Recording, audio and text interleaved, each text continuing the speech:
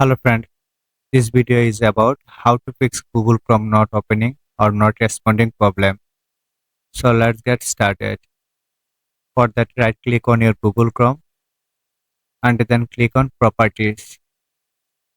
Make sure that you are in Shortcut tab and then click on Open File Location. Now rename Chrome, Chrome Alt or Chrome On, etc.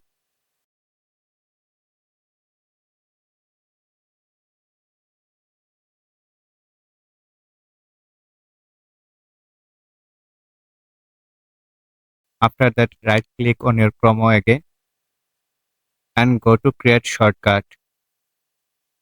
This will create new Chrome shortcut on your desktop.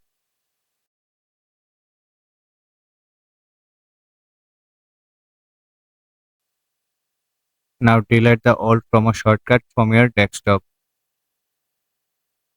Once deleted the old one, open the Chrome browser and this time Chrome will work properly. If you think this video is helpful for you, please like that video and also subscribe my channel to get more update video. Thanks for watching.